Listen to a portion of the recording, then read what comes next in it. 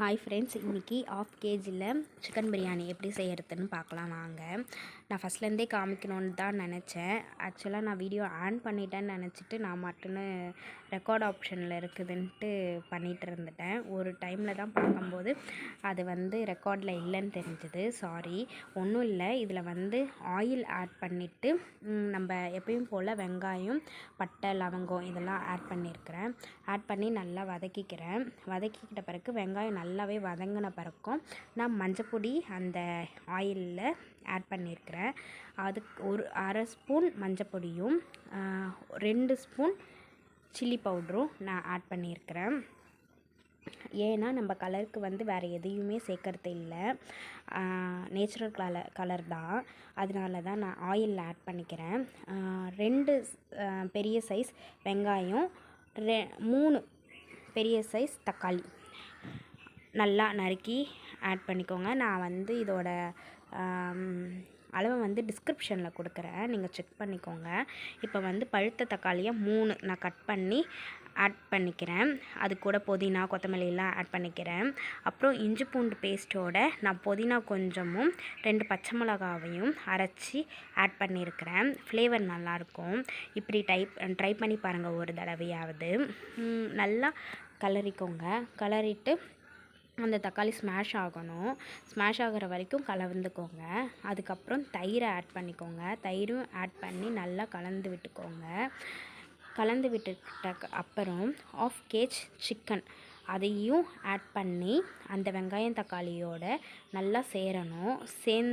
சேர்ந்துருக்க மாதிரி நல்லா கொஞ்சம் கிளறி விட்டுக்கோங்க. நம்ம 1/2 கேஜி சிக்கன் எடுத்துக்கிறதுனால 1/2 கேஜி நான் பாஸ்மதி ரைஸ் எடுத்துருக்கிறேன். நீங்கள் இதில் ஆஃப் பாயில் ரைஸ்லேயும் நீங்கள் வீட்டரிசிலையுமே ட்ரை பண்ணலாம். நான் 2 ஸ்பூன் பிரியாணி மசாலா தூள் ஆட் பண்ணுறேன். எந்த பிராண்டாக இருந்தாலும் பரவாயில்ல, ஆட் பண்ணிக்கோங்க. நல்லா கலந்து விட்டுக்கோங்க. சிக்கன் நல்லா ஒன்று சேர வதக்கணும். நல்லா வதங்கட்டும். இது கூட நான் உப்பையும் சேர்த்துக்கிறேன். ஆக்சுவலாக நான் ரைஸுக்கும் தேவையான உப்பையும் இதிலே சேர்த்துட்டேன். நல்லா சிக்கன் தண்ணி விட்டு எண்ணெய் பிரிஞ்சு வர வரைக்கும் அது வதங்கணும். தட்டை போட்டு மூடிடுங்க. ஒரு 5 to 10 மினிட்ஸ் அதை டிஸ்டர்ப் பண்ணாமல் விட்டுருங்க. தீயை பார்த்துக்கோங்க. ஆக்சுவலாக நம்ம அடுப்பில் செய்கிறதுனால கொஞ்சம் தீயை சிறுவை இது பண்ணிக்கோங்க. அப்பப்போ திறந்து பாருங்கள். நான் இப்போ திறந்து பார்த்ததில் இன்னும் எண்ணெய் பிரிஞ்சு வரல. ஸோ நான் நல்லா கலந்து விட்டுட்டு மறுபடியும் நான் தட்டு போட்டு ஒரு 5 மினிட்ஸ் மூடி வைக்கிறேன். நீங்கள் 10 மினிட்ஸ் மூடி வச்சாலுமே அப்பப்போ ஒரு 2 டைம் ஆகுது நீங்கள் திறந்து விட்டு கிளறி விட்டுக்கோங்க. அடிப்பிடிக்குதான்னு பார்த்துக்கோங்க. அதுக்கப்புறம் இப்போ ஒரு 50 to 60% கறி வெந்து வந்திருக்குது. நல்லா பாருங்கள், அதோட எண்ணெய் அதெல்லாம் இது பண்ணி வெந்து வந்துருச்சு. எண்ணெய்லாம் பிரிஞ்சு இந்த டைமில் நான் 1/2 கேஜி ரைஸ் எடுத்திருக்கேன். நான் டம்ளரில் அளக்கும்போது அது எனக்கு 2.5 கிளாஸ் வந்துச்சு. நான் 5 கிளாஸ் தண்ணி சேர்த்துக்கிறேன். இந்த டைமில் நீங்கள் உப்பு தண்ணியை சேர்த்துட்ட பிறகு உப்பு, புளிப்பு, காரம்லாம் பார்த்துக்கோங்க. பார்த்துக்கிட்டு ஏதாவது உங்களுக்கு காரம் தேவைனாலும் மிளகாப்பொடி ஆட் பண்ணிக்கலாம். இந்த டைமில் ஆட் பண்ணிக்கோங்க. எனக்கு எல்லாமே கரெக்டாக இருந்தது. நான் செக் பண்ணி பார்த்தேன், எல்லாமே எனக்கு கரெக்டாக இருந்தது. ஸோ நான் தண்ணியை ஆட் பண்ணிக்கிட்டேன். அதுக்கப்புறம் நீங்களும் அவுட்டரில் செஞ்சு பாருங்கள், சூப்பராக இருக்கும் பிரியாணி. எப்படி இருந்துச்சுன்னு எனக்கு கமெண்ட் செக்ஷன்லேயும் சொல்லுங்கள். நான் இப்போ 2.5 கிளாஸ் அரிசிக்கு 5 கிளாஸ் டம்ளர் தண்ணி ஊற்றிட்டு அதை நல்லா தட்டு போட்டு மூடிடுவேன். நான் மூடிட்டு நல்லா கொதி வரணும். கொதி வந்துட்ட பிறகு நம்ம பார்க்கலாம். அதுவும் அரிசி நம்ம இப்போது நம்ம அடுப்பை பற்ற வச்ச உடனே கழுவி வாஷ் பண்ணி அதை ஊறையும் வச்சுட்டேன். ஊற வச்சிச்சின்னா 1.5 கிளாஸ், ஒரு கிளாஸுக்கு 1.5 கிளாஸ் தண்ணியே போதும். இதில் எனக்கு உப்பு கம்மியாக இருந்தது, அதனால் கொஞ்சம் உப்பையும் ஆட் பண்ணிக்கிட்டேன். நீங்களும் கரெக்டாக இந்த டைமில் எல்லாத்தையும் செக் பண்ணிக்கோங்க. புளிப்பு இல்லைன்னா இதில் வந்து ஆஃப் லெமனை வந்து பிழிஞ்சு விட்டுக்கோங்க. நல்லா கொதிச்சு வந்துடுச்சு.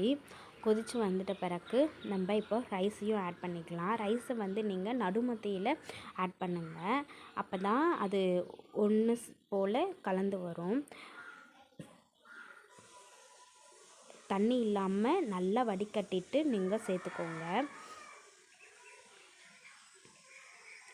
எல்லா ரைஸையும் சேர்த்துக்கிட்டு அதை வந்து நல்லா கிளறி விட்டுக்கோங்க. கிளறி விட்டுட்டு மூடி வச்சுருங்க. ஒரு 5 நிமிஷம் கரெக்டாக மூடி வச்சுருங்க. மூடி வச்சிட்ட பிறகு தண்ணிலாம் வற்றிட்ட பிறகு நம்ம தம் போட ஆரம்பிக்கலாம். இப்போ நான் மூடி வச்சுட்டேன். மூடி வச்சுட்டு பார்க்கலாம்.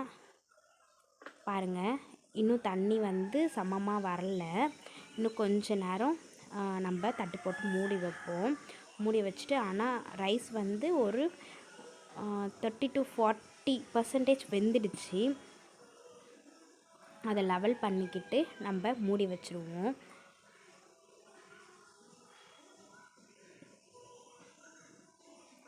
அதுக்கப்புறம் நான் திறந்து பார்த்தேன், லெவலாக வந்துடுச்சு. ஸோ நான் இப்போ தம் போட போகிறேன். தம் போடுறதுக்கு என்ன பண்ணணுன்னா, நான் வந்து இங்கே வந்து அடுப்பு கறி யூஸ் பண்ணியிருக்கிறேன். நீங்கள் சப்போஸ் நீங்கள் வந்து ஸ்டவ்வில் செய்கிறதா இருந்தால் ஒரு டப்பு நிறைய ஒரு பாத்திரம் நிறைய தண்ணி வச்சு நீங்கள் போட்டுக்கலாம். நான் வந்து வாழை இலையை உள்ளே வச்சு அதுக்கு மேலே தட்டு போட்டு மூடி அதோட கறியெல்லாம் இருக்கும்ல, அந்த கறியெல்லாம் அந்த தட்டு மேலே வச்சிடுறேன். வச்சுட்டு அந்த விரவெல்லாம் எடுத்துட்டு நான் அப்படியே அடுப்பில் தூக்கி வச்சிடுறேன்.